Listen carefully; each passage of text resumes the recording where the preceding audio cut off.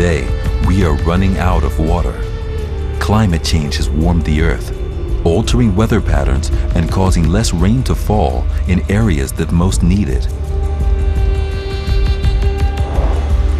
And with the world's population growing, there will be a 50% greater demand for water by 2030. But there won't be any more water, there'll be less. The situation is very serious. By 2050, if something is not done in terms of water conservation, we could end up with people dying of thirst. Although 2/3 of our planet is water, less than a 50th is fresh water. And of that, half is inaccessible, locked up in glaciers and the polar regions. The rest flows through our rivers. Rivers are the blue arteries of the earth. They're the basis of civilization from a human perspective. But though humans have developed over millennia in a world full of water, the stark reality is things are set to change. And as our freshwater supply dries up, it could trigger devastating scenarios.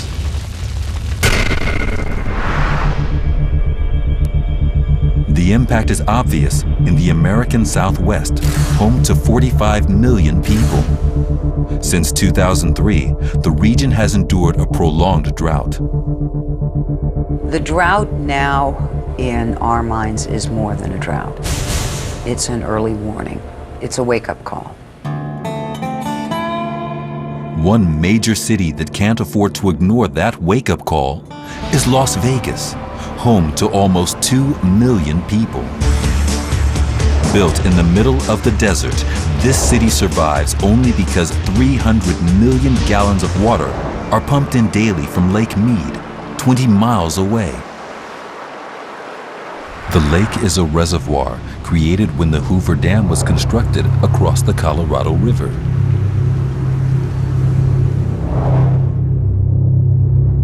Less snow in the Rocky Mountains means the river is drying up. Lake Mead has lost a third of its water in the last 10 years. A ring of white magnesium deposits shows the high water mark. As water levels drop, by 2017, Hoover Dam will no longer provide drinking water to Las Vegas, Tucson, and San Diego, and it stops generating electricity to Los Angeles. And if nothing is done, the reservoir will be a dry hole by 2021.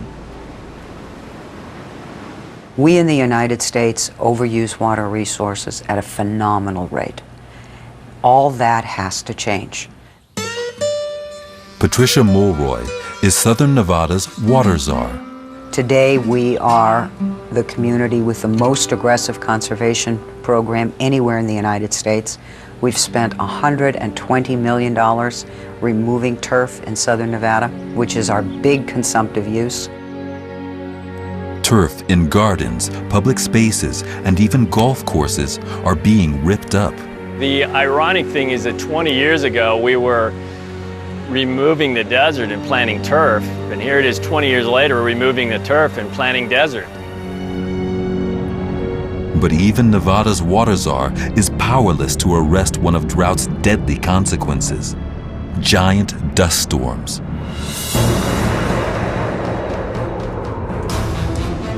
Vast areas in the Middle East, China, Australia, and Africa are already struck by these giant storms.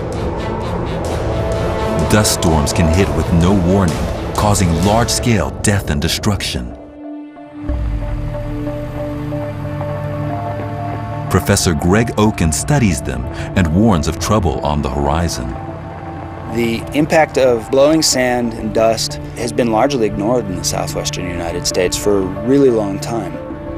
And I think what we're going to see is that it's going to have an increasingly major impact, not just on agricultural lands, not just on rangelands, but on roads and traffic. Some of the major traffic accidents in the Southwest are caused by dust storms. Although agricultural practices have improved, population growth means we are now farming, ranching, and living in areas that were previously uninhabited. What we see over here is a surface that is a silt clay crust, and this is what the natural playa surface looks like. And this is very resilient to dust storms. In contrast, you can look at this surface over here, which has been degraded, and this, in contrast, is much dustier and much more of a problem for an area like this. This can go for years without emitting any dust, whereas this, just at the slightest amount of wind, will cause a fairly large storm just in this small playa area. Scientists now think we could once again be creating the conditions for a new dust bowl.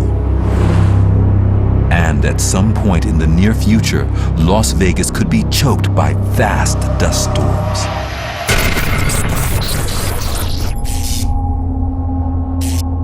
It's 2025. The American Southwest is in its 12th year of drought, the worst in almost 1,000 years. Rivers and lakes are only a quarter full. Some have disappeared completely. It's 2 p.m. and an incredible 125 degrees Fahrenheit. As thunderstorms sweep into Nevada from the North Pacific, rapidly rising convection currents suck tons of dust up into the air. By 4 p.m., a wall of dust called a haboob has developed. Las Vegas will be its ground zero. These haboobs are basically big moving walls of black air. If you saw The Mummy, it's like the scenes in The Mummy with the air coming towards you. At 5 p.m., the dust storm slams into Vegas, a wall of dust 60 miles wide and 3,000 feet tall. People seek shelter wherever they can. McCarran Airport offers no escape. Dust that can choke jet engines and near-zero visibility make flying unsafe. Air traffic is suspended over 6 states, all in the path of this dust storm. Radio and TV broadcast warnings across the region because dust storms are lethal for people in cars. During certain thunderstorms, you can have downdrafts that travel up to 70 miles per hour. There's almost no way you can outrun a dust storm like that. The winds are so powerful, they shot blast paint. Visibility is reduced to just 3 feet. For over 2 hours, the city is pummeled.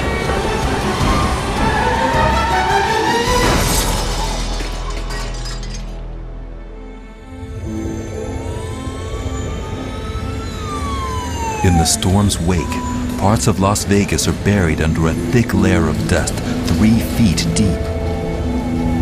Las Vegas will survive, but there will be a lengthy and expensive clear-up operation.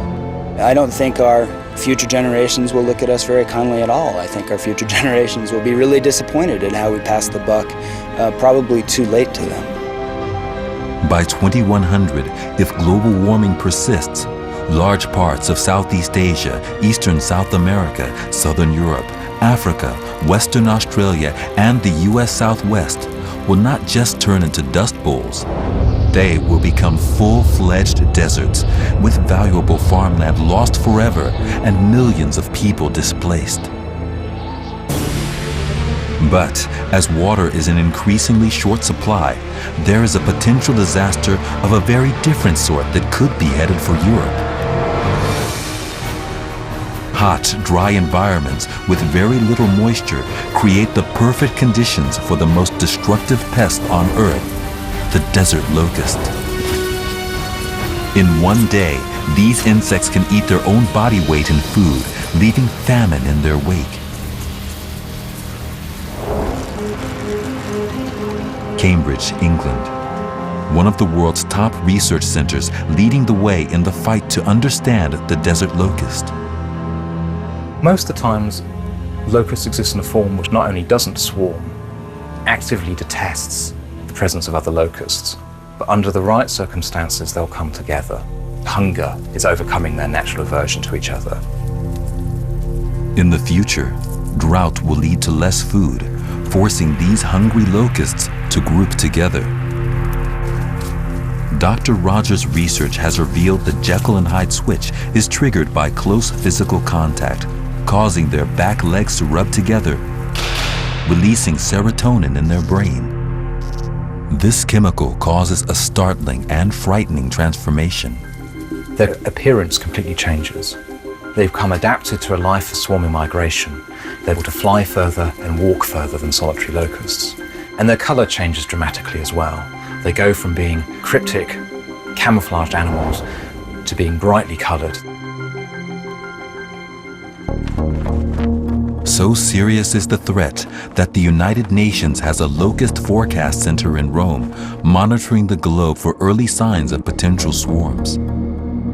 The desert locust is probably the world's most dangerous insect pest. This is because of the amount of food that a locust swarm can consume can have a dramatic effect on a family, on a village, on an entire nation, on an entire continent. Dr. Cressman is worried that the African locust plagues could move further north, striking deep into Europe. By 2025, with the effects of climate change, there is a possibility that southern Europe could be a much hotter and a much drier place. This would benefit the desert locust. It would give them a new place to migrate towards. Dr. Cressman is in constant contact with teams in the field to identify where the locusts are grouping so they can be destroyed before they take to the air. Aircraft fly in to spray the insects with pesticides. If the swarms are not caught early, like a raging forest fire, they become impossible to control. We see that there is a plague every 10 to 20 years. Now we're expecting that the next desert locust plague will be in the year 2025.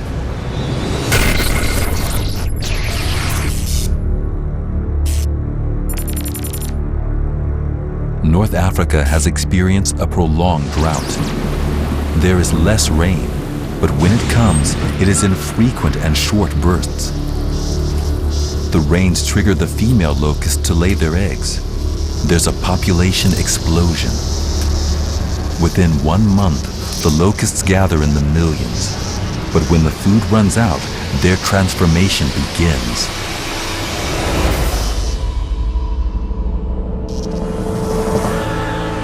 It's June, and the swarm takes to the air. A plague of over 2 billion insects rise from the desert sands of Africa. A locust swarm can arrive, go right through the farmer's field, and by midday he has nothing left of his crop. The farmlands of Morocco and Algeria are totally destroyed in just 2 weeks. The desert locust has evolved this magnificent survival mechanism called migration. How it does this is by moving with the winds. Winds from the south blow the cloud of insects, which is 3 times the size of Manhattan, across the Mediterranean. Within 4 hours, they reach the Italian coast. 300 miles north lies Rome, the capital of Italy. One of the world's most famous tourist destinations is bustling with visitors and over 4 million locals. When it's a really big swarm, you can't imagine the volume of the insects that are involved. It's like waves after waves after waves of insects coming at you, coming into the city. You see there's no end to it. It's just a continuation. It's a dark cloud of living creatures just embroiling the city. It's paradise to them, with its beautiful parks, its green trees. Over 1 billion locusts have survived the long journey and fled down into the ancient streets. The sun is blacked out as the swarm fills the sky. The search for food takes them into every street.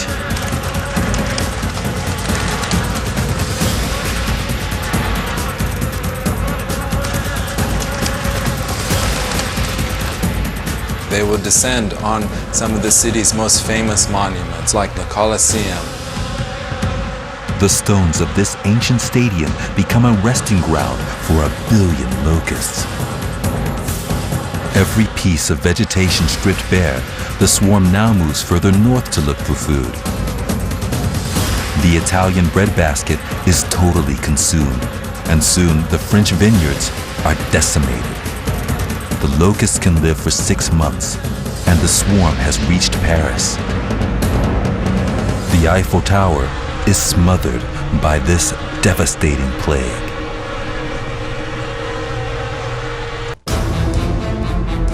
All around the globe, rising temperatures, unregulated population growth, and pollution are leading to water shortages. Southeastern Australia, 2009. The 7th of February will now be remembered as one of the darkest days in Australia's peacetime history. 173 people died as 400 wildfires raged out of control across the state of Victoria. I mean, this is by far the worst disaster I've ever been involved with. Towns and villages are wiped off the map. The fires in the region raged across 1,700 square miles and were the result of a 10-year drought. Yet this tragedy in Australia could be repeated across the globe in the future. As rainfall decreases, landscapes will dry out, and wildfires are going to get bigger and more frequent. The west coast of the United States, home to 50 million people. In the last 5 years, the rainfall in California alone has dropped by 48%. Many blame the drought on global warming. Without water, the forest fires become more frequent.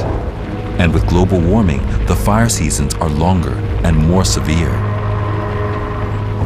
Once they ignite, there's an extra ingredient which transforms these California blazes into ferocious megafires. The Santa Ana winds form to the west of the Rockies and are heated as they blow over the deserts. And dead in the path of the Santa Ana winds lies Los Angeles, home to 4 million people.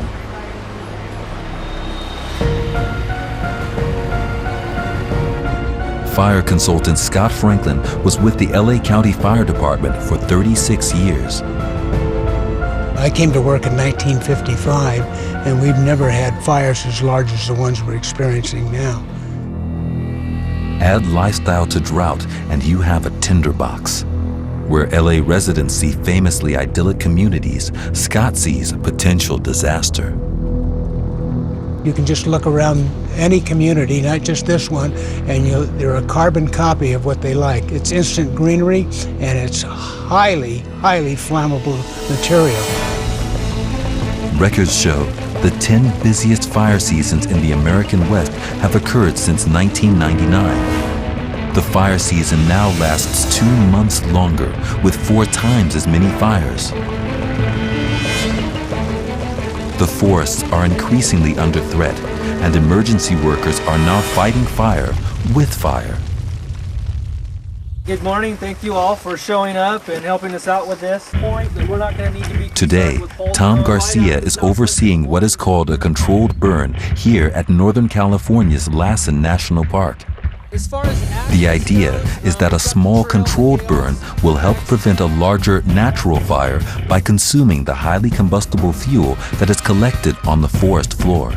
Working around to the north, we've got the Chaos Crags Trail system, which is going to be our control line from there.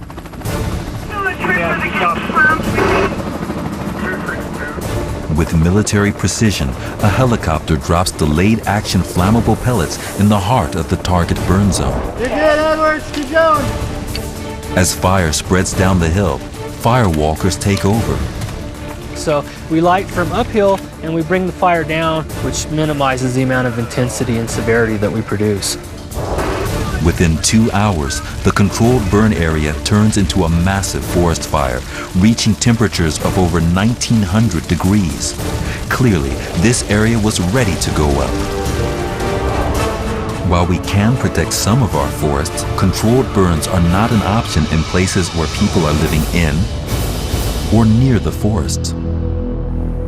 So the dangerous fuel that makes for super hot fires continues to accumulate. We can consider the fact that we are being set up for a catastrophic wildfire event by the severe drought that we're going through. And if we have an ignition in the adjacent hills and the natural vegetation burns, it can sweep directly into the community. Everything is in place for Los Angeles to face the most deadly and destructive firestorm ever.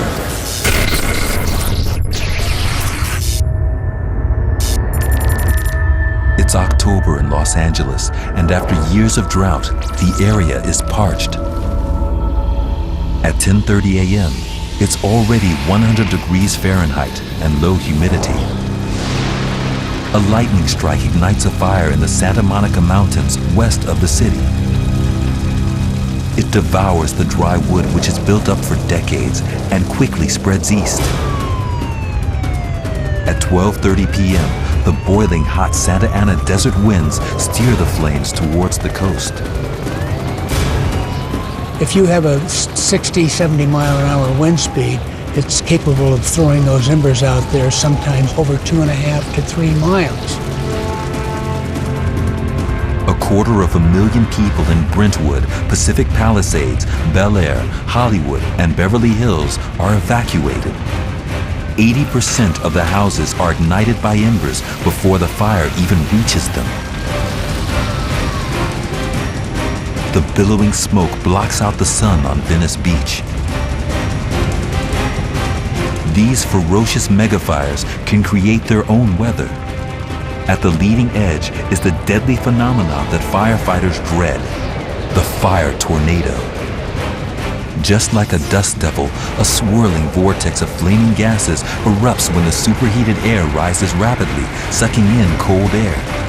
It just feeds on itself and gets stronger and stronger and stronger, and then it'll move all over the cross-country.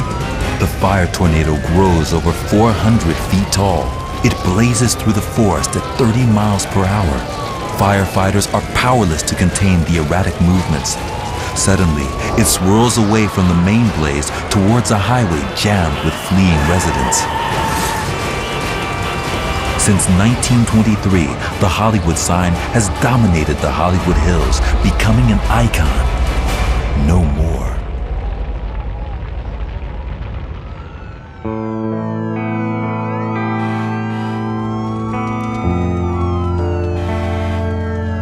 Huge areas of the city are overwhelmed with loss of life and billions of dollars of property destroyed. It's not just America that is at risk. Emergency planners in Southeast Asia, Australia, and Southern Africa have identified cities that are susceptible to monster fires in the future, with the same deadly consequences.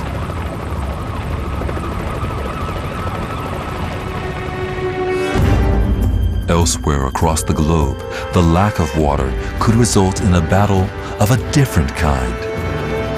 People now fear that countries could go to war over water supplies.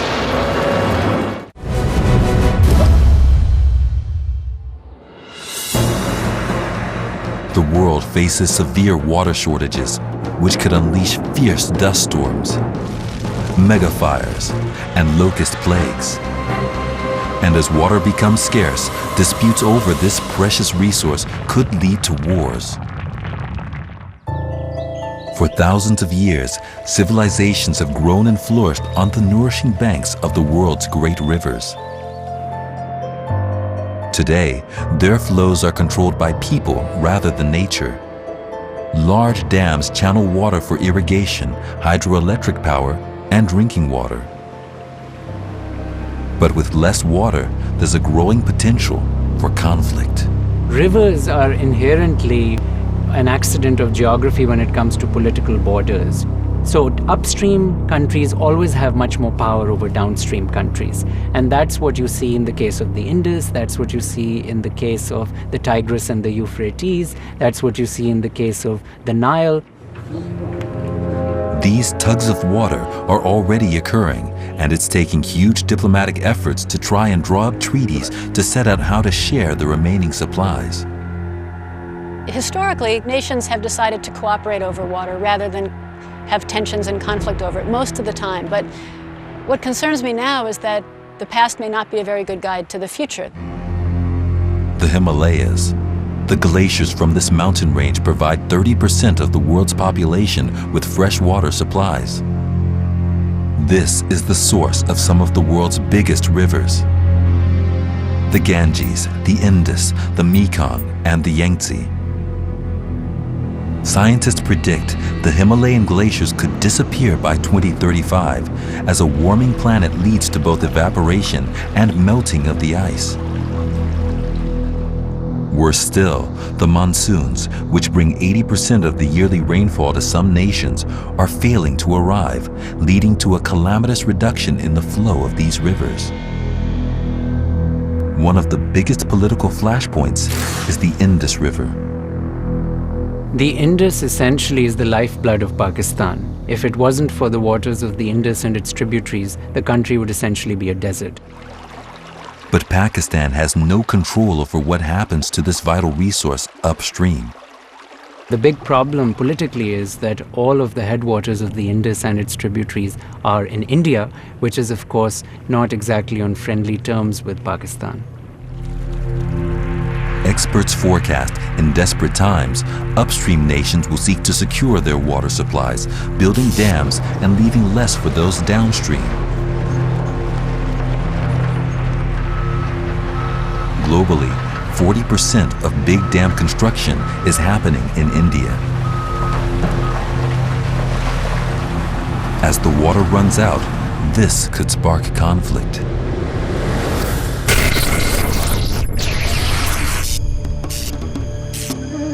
It's 2025, and the Himalayan glaciers have retreated by 60%. For the third year running, the monsoons did not bring the nurturing rains, and 50 million people have left their farms as their crops die from lack of water. As river flows diminish and livelihoods from the land are no longer possible, then people are going to have to up and move. India begins to build a huge new dam. It is solving its problems at the expense of those downstream who struggle with less. It's a desperate situation, pitting one people's survival against another.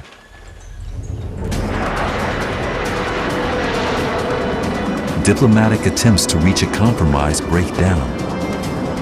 The world watches as a terrifying conflict erupts over a dam.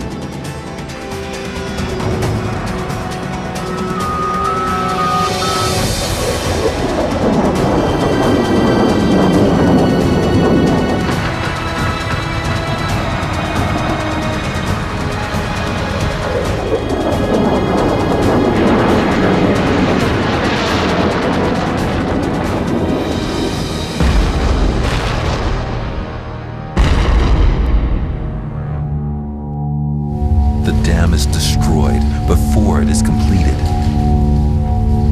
Experts believe in the future, water conflicts could be the trigger for wars. As water becomes scarce, it is a scenario that is all too possible. The Nile flows through 10 countries before it reaches Egypt. The Euphrates runs through Turkey, Syria, and Iraq. The River Jordan is shared by Israel, Palestine, and Jordan. In the future, preventing disputes over water from boiling over will be a major diplomatic challenge. While climate change brings less rainfall and water shortages to some parts of the world, other areas endure violent downpours. For these parts, the flip side is not too little water, but too much.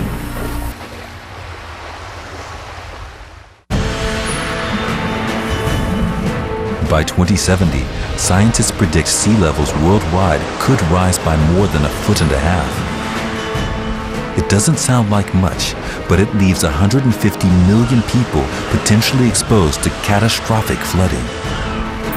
Shanghai, Dhaka, Calcutta, Amsterdam, London, New Orleans, and New York are just some of the places threatened by rising water.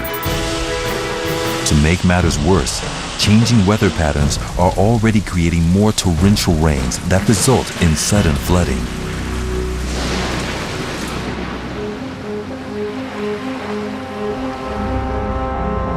The nation's capital is already vulnerable to flooding. Washington is built on an old infrastructure, now collapsing in many places, and so when you have a large rainfall event right over the city or in the region, you have a real problem dealing with it. The topography here in Washington, especially here in the area of the monuments, is relatively flat and low. So the river has ready access to downtown Washington through the street that lies behind me. Like many low-lying cities, DC's water defenses were built before global warming.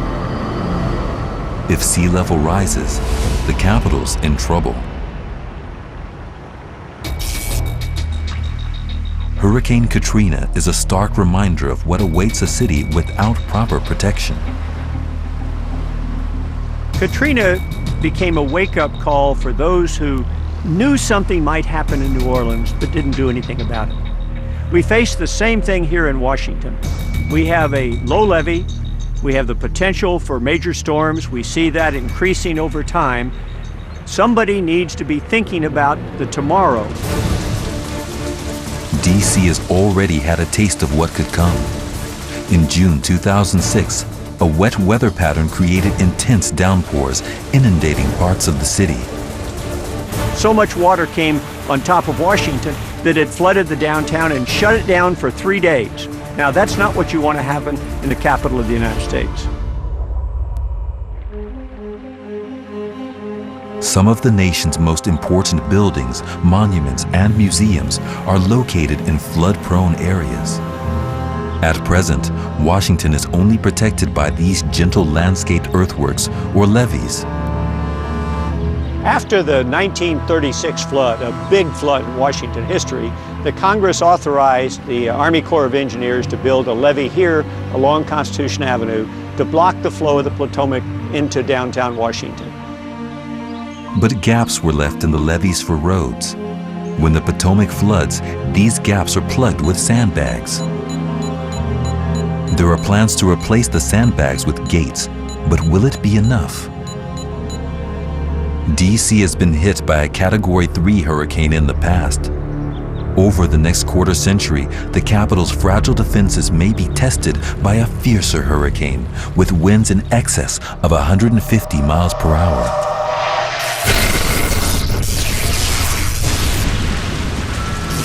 The U.S. Capitol 2025. Throughout the night, there's been torrential rain in Washington, D.C., presaging the Category 4 storm that is coming. By 6 a.m., the rain has swollen the Potomac to dangerous levels. We had nearly 3 months worth of rain in just 36 hours. As the hurricane nears, winds conspire with the rising full moon tide to pile up the water dangerously.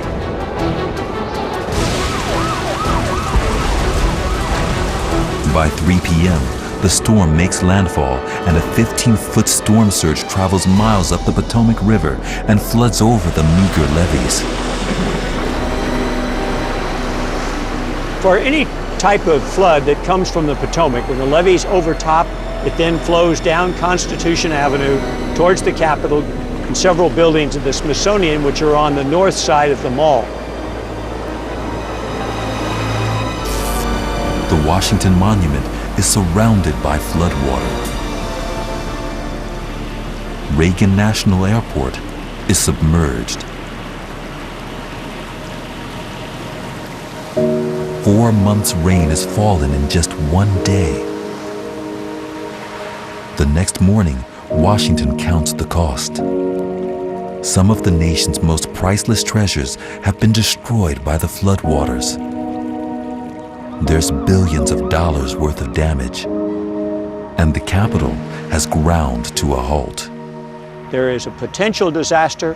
Everybody acknowledges that there's something out there, but nobody seems to be willing to step up to deal with it. Washington is not alone. All around the globe, cities and even countries are located at or below sea level.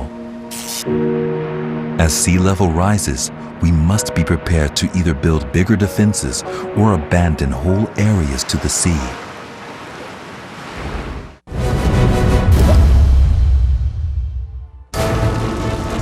Megafires, dust storms, locust plagues, these catastrophes point to a stark fact. We are facing a future water apocalypse. But it's not inevitable. We have it within our power to prevent these disasters. Today, southern Texas is enduring its worst drought in 50 years. In 1 year alone, it's cost the state an estimated $3.6 billion in crop and livestock losses. But one farmer is determined to become the area's rainmaker. In South Texas, we're primarily an agricultural community, be it ranching or farming. And drought has a tremendous effect. Tommy Shearer is a cattle farmer who's using modern technology to solve an age-old problem. His mission is to bring relief by seeding clouds and literally pull rain out of the sky. Meteorologist Todd Flanagan runs the operation from the ground. They'll take off from here and they'll go to the area of interest where these clouds are developing and getting rather large.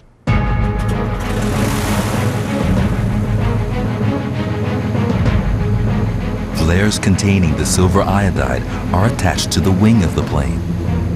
From your current position, take a heading about 305. Now I'm just crossing to the south side of the highway. Right now the leading edge is 70 miles. Okay, Craig, I'm going to give you a short count and on the end of it, give us a flare, would you? 2, 1, nail it. The silver iodide is released and sucked into the cloud. Water forms crystals on the iodide particles. The crystals grow, eventually falling as rain. Okay, y'all can head back. Before the plane lands, the rain begins to fall.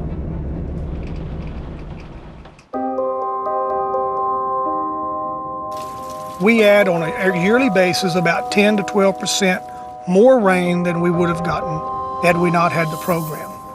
And that equates into about $8 an acre foot, which is extremely cheap water. But you can't make it rain in areas where there are no clouds. Some parts of the world are turning to the oceans for fresh water. Here on the shores of the Pacific near San Diego, they are building the biggest water desalination plant in the U.S. By 2012, they hope to produce 50 million gallons of drinking water a day from the ocean. We can produce enough water to fill a swimming pool in about a minute. The water is channeled through membranes that filter out all the salt particles. When we're done processing the water, we get 1/2 cup of very salty seawater as a byproduct, and we get a 1/2 cup very high purity drinking water.